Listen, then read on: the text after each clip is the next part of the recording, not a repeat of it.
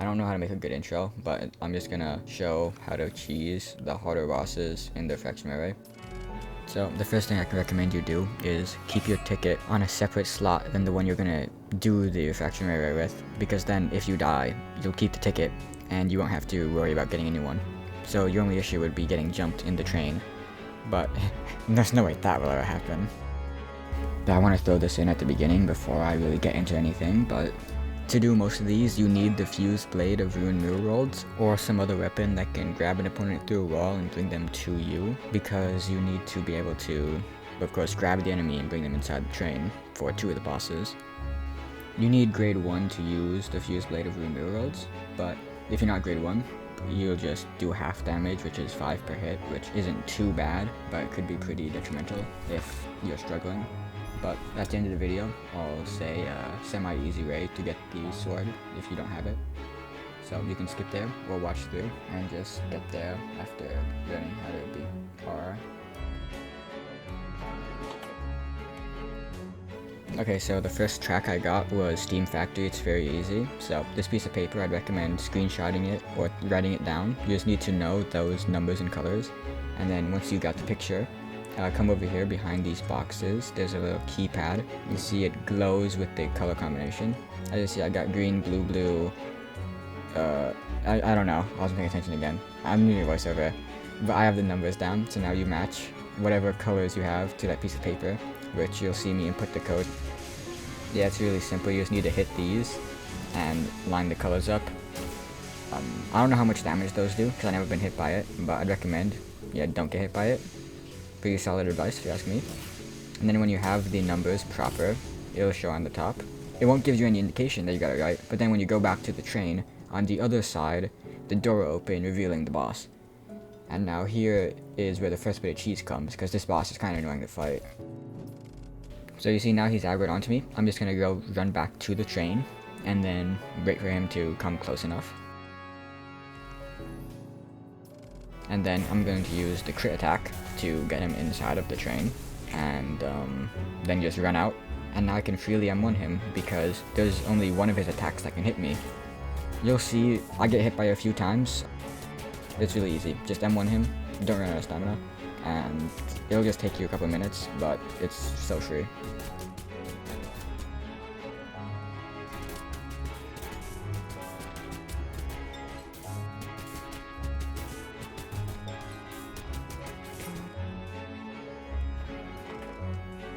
Okay, so the next line I got was the underground passage where you fight Kromer. So the first room is, there's 3 Inquisitors, but you can skip them by dashing backwards through the door. So you only really need to fight them if you just want the health pack. So yeah, this Kromer is basically just a normal NPC. Parry all of her attacks, but there's one attack she has that you can't parry. This one, I shall claim your life.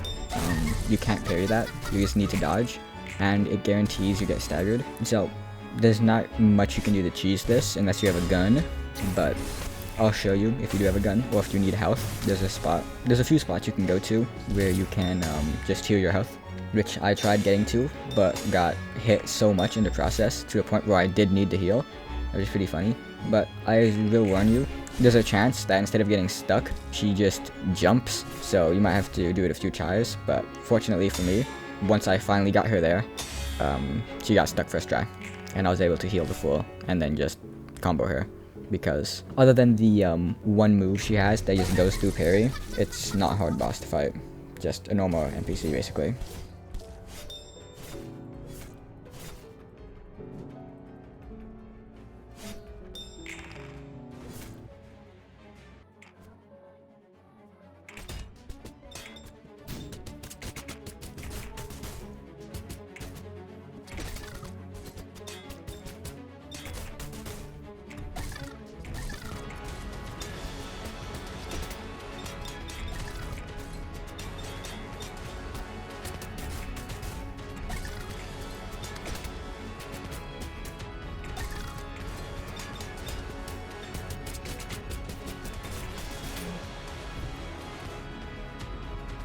Okay, so for the next line I got Field of Roses.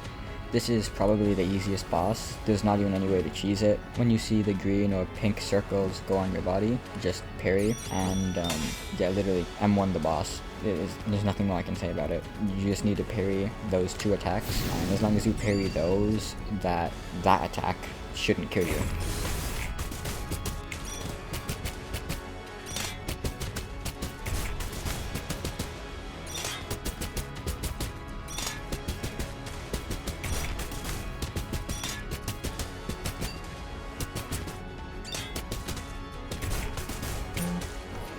Okay, and now the next line I got is a bit of a trick. There's 2 rooms that look identical, with the only difference being a question mark in this guy's name. And if you see a question mark, that means nothing there is gonna spawn, and yeah, not good. So if nothing there is gonna spawn, I recommend you just buy the free soda, because, you know, why waste money if you might die? And he doesn't deserve a soda.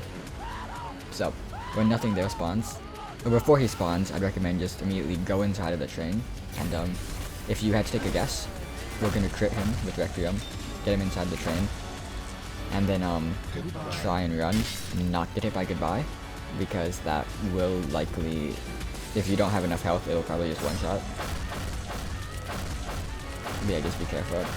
Obviously he got out when I got him in the first time, so I just waited for the crit to come back, and he did that attack, kind of annoying. But yeah, when my crit came back, I just did it again, and this time he didn't get out, which, you know, all great.